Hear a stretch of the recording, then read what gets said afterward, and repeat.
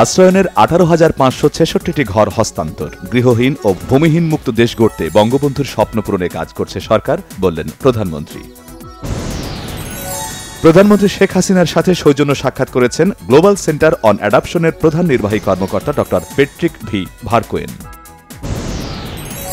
MP Anwarul Azim আনার হত্যার কারণ চোরাচালান না রাজনৈতিক দ্বন্দ্ব এখনো জানা যায়নি, বলেছেন স্বরাষ্ট্রমন্ত্রী আসাদুজ্জামান খান।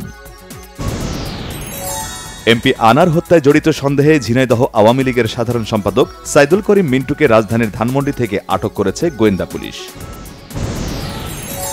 4 মোবাইল সিম কোম্পানিকে 152 কোটি টাকা সুদ মওকুফ করায় এনবিআরের প্রাক্তন কমিশনার ওয়াহিদা রহমান চৌধুরীকে আসামি করা হয়েছে। আওয়ামী লীগ জনবিচ্ছিন্ন, নানা কলাকৌশল করে ক্ষমতায় টিকে আছে সরকার, অভিযোগ বিএনপি মহাসচিব মির্জা ফখরুল ইসলাম আলমগীরের।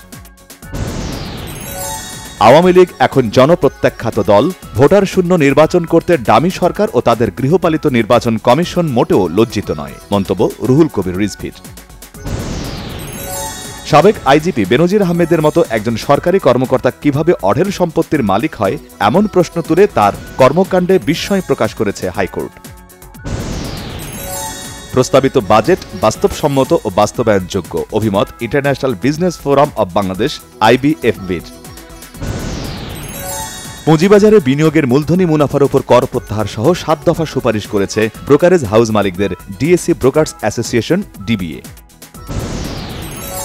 নবনিযুক্ত বিমান বাহিনী প্রধান এয়ার মার্শাল হাসান মাহমুদ খানকে র্যাঙ্ক ব্যাচ পরিয়ে দিয়েছেন সেনাবাহিনী প্রধান ও নৌবাহিনী প্রধান।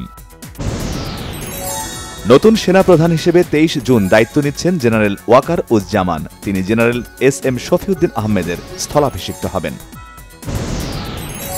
মালয়েশিয়ায় শ্রমিক পাঠানোর অনিয়ম তদন্তে কমিটির মেয়াদ বাড়ল 5 দিন। শ্রমিকদের 3000 আবেদন পড়েছে, জানিয়েছেন বৈদেশিক কর্মসংস্থান প্রতিমন্ত্রী। দুর্নীতি মামলায় বুধবার আদালতে হাজির হবেন নোবেলজয়ী অর্থনীতিবিদ ড মোহাম্মদ ইউনুস।